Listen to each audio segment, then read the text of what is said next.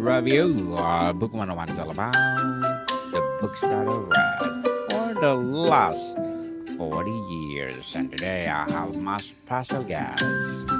He's a corporate deal maker, top real estate sales producer, USMC veteran, and the author of the book The Closer. No other than Mr. Larry Morgan.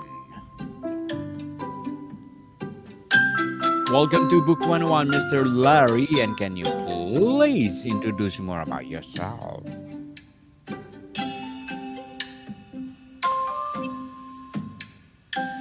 Mr. Larry? I'm having a little trouble. I'm on my iPhone, so I'm having a little trouble hearing you. Yes, can you please introduce more about yourself? Well, my name's Larry Morgan. I am the author of The Closer, and it was released on Amazon and uh, Kindle on the 20th, just I think 2 days ago. Congratulations, Mr. Larry. Congratulations for sharing your knowledge to the world as well as your wisdom.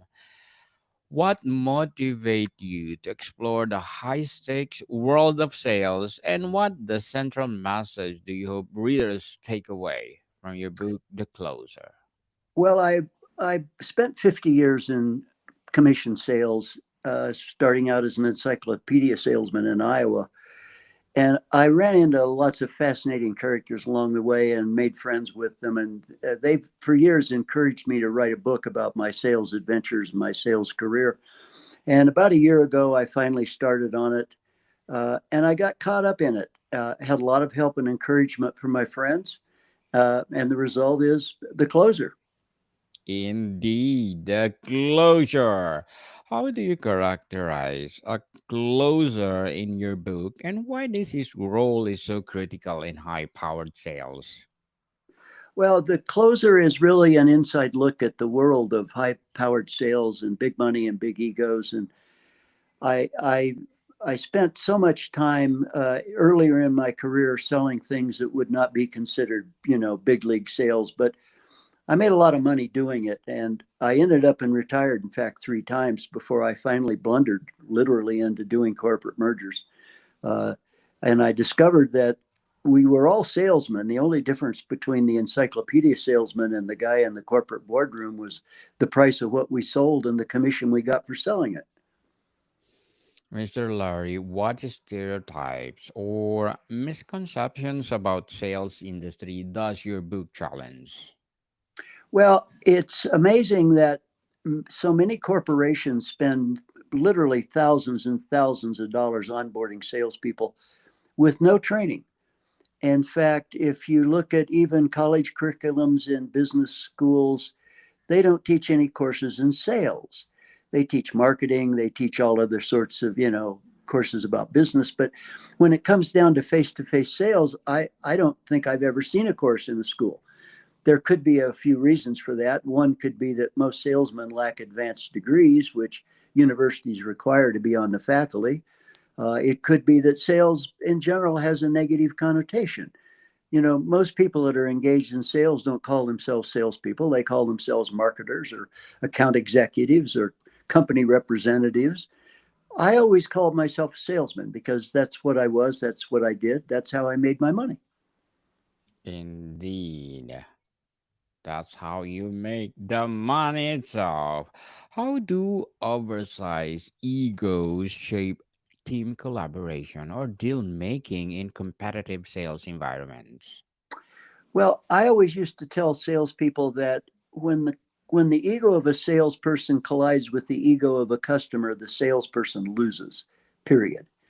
And as I ratcheted my way up into sales and started doing the corporate mergers, I, I frankly, I was already wealthy. I'd done so well in selling everything else. I didn't need the money. I did it for the challenge. And I just refused to work on deals where too big egos were involved. I was lucky that I could pick and choose the deals I worked on. Lucky indeed.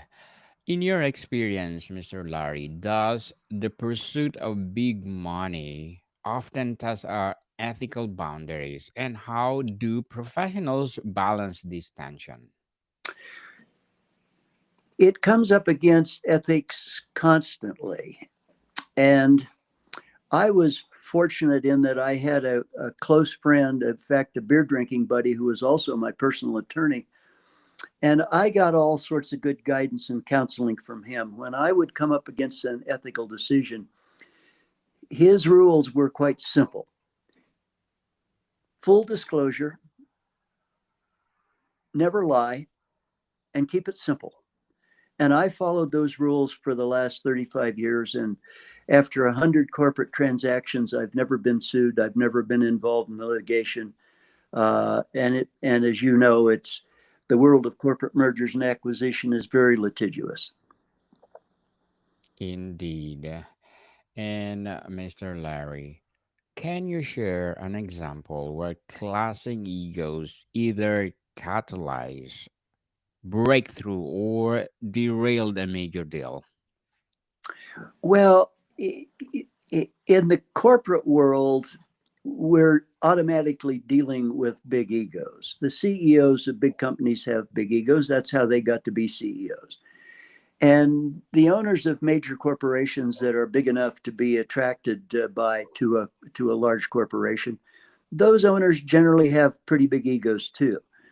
I would always represent the sellers. I seldom, if ever, represented the corporate buyer.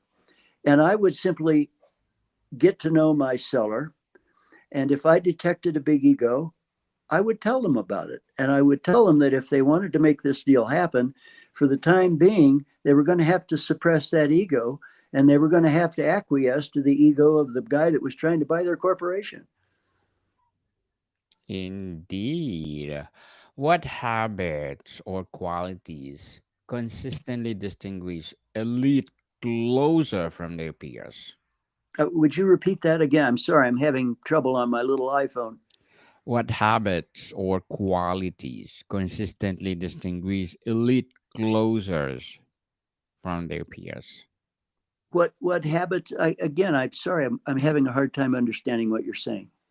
What habits or qualities consistently distinguish an elite closer like you from other peers? Well, I think the professional salesperson is constantly studying and training and learning, and they see opportunity where others see challenge or failure. The professional salesperson wakes up every morning.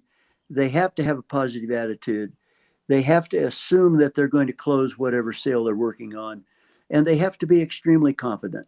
The real pros know themselves, they know their product inside out, and they know their client. And that confidence is passed on to the client. And once the client understands that the sales representative is being honest, is thoroughly knowledgeable, and has overcome all their objections, the sale is the logical result. The sales, for sure. How do you help aspiring closers cultivate the gift or the grit needed to thrive in such a cutthroat field? Well, that's of course why I wrote the book.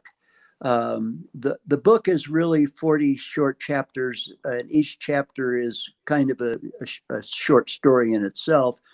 And in those chapters, I lay out various teachable closing techniques, but I do it in such a way that I'm telling an actual story that actually happened to me in a sales situation. And I caution people who are going into sales, especially as you work your way up the ladder of big ticket sales, it's a bumpy ride. It's full of ups and downs, triumphs, tragedies, failure and success. And you have to steel yourself for that. Not everybody is cut out to be a full time commission salesperson.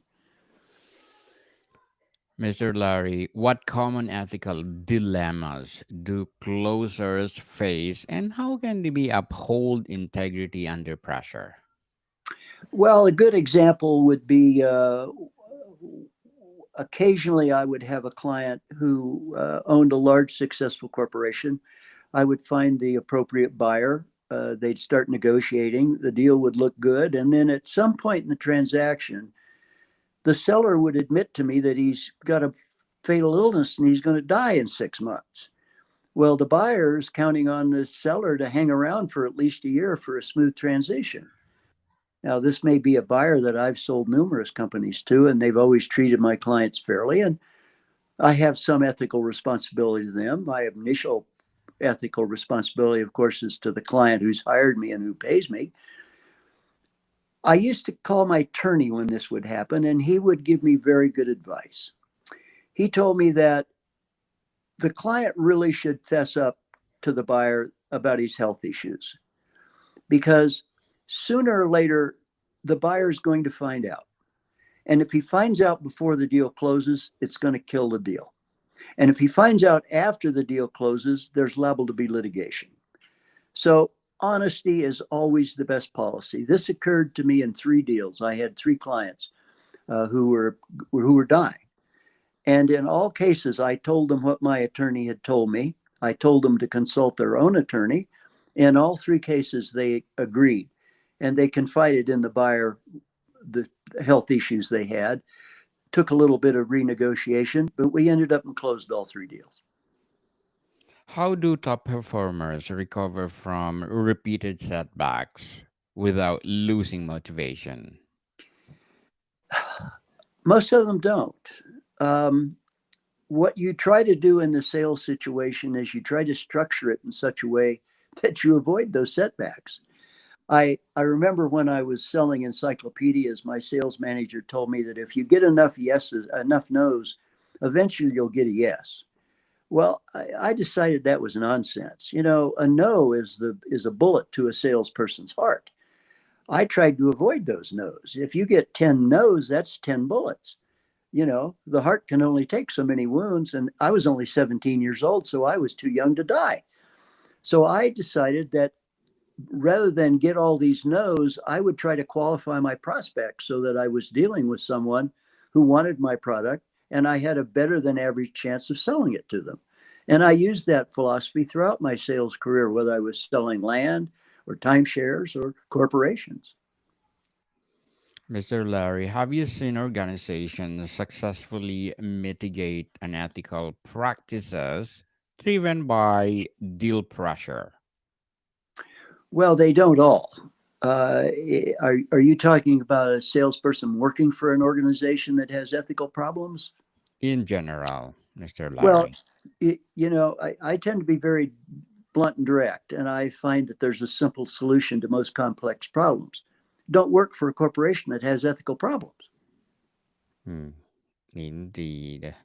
And let's talk about the personal journey. What career defining moment taught you to most about being a successful closer? I think this training that I got from World Book Encyclopedia taught me the basics of how to sell anything to anybody. And once I decided that I was going to make professional sales a career, I started reading every sales book I could get my hands on. And I learned from all those books. And eventually, when I was selling a product, I stayed at it for 4 or 5 years. And by the time I had put a year in on the same product, I had heard every objection that was possible to be raised, and I'd learned how to overcome those objections. Can you recall a time when managing a colleague's ego was the key to securing a deal? Colleagues, I always worked as a lone wolf. I did not have colleagues. I worked out of my home. My iPhone was my office. I learned early on that I was capable of managing myself, but I had no interest. I had no skill in managing others or working with others. So I dodged that. I dodged that issue. Mr. Larry, what's the boldest gamble you have taken in a deal and what did it teach you? Um, I was fortunate to become involved in the first timeshare project in Hawaii. This was almost 50 years ago. And this was back before timeshares turned into somewhat of a, shall we say, oversold item. The products we sold then had reasonable homeowners fees. They were bargain prices compared to timeshares today. And I finally sold out a project in Hawaii, picked up a partner, and we became timeshare developers. We ended up with a partner who was less than scrupulous. In fact, he stole all the money from the corporation and flew off in his plane. And we were stuck bailing out the corporation. I had to invest pretty much all the money I had left in the bank to save the project. But through hard work and a lot of luck, we were able to save the project and ended up and turned a disaster into an extremely profitable endeavor. And I learned from that experience that there are no guarantees in life. My father always used to say to me, the trouble with the sure thing is the uncertainty of it all. And you have to accept the fact that in any enterprise, there is risk. And you either accept that risk and go forward or you don't. Mr. Larry, thank you so much for sharing your experience to the It's a pleasure talking to you. world. Thank Yes, you. indeed. And as an author and a corporate deal maker, top real estate sales producer, what will be your short-term and long-term goals? Well, I don't ever plan to retire. The name of my company is Mountain State Acquisitions LLC. It's based in Jackson Hole, Wyoming. And about 2 months ago, I took on a young partner. My plan is to turn my company over to him. He's only 45 years old. He's very talented. He's very ethical. In fact, he's a retired pro golfer, and he's doing a great job. Him taking over my company will become my legacy along with the book, The Closer. Well, thank you so much for sharing your business to the world as well as your books to the world. And what feedback has resonated with you or highlighted the relevance of your book's themes? Um, I was, frankly, I was quite surprised by the success of the book. It's already one of the best sellers on Amazon. And in the book, people are able to contact me directly, and I've been surprised and pleased at how much people are enjoying the book and the way it's written and the form in which it's written and the sales techniques that I've employed. That's been very rewarding for me. That was the real reason for writing the book, was after all these years to give back something to the profession that's been so good to me. Well, congratulations again, Mr. Larry Morgan, for sharing closer to the world.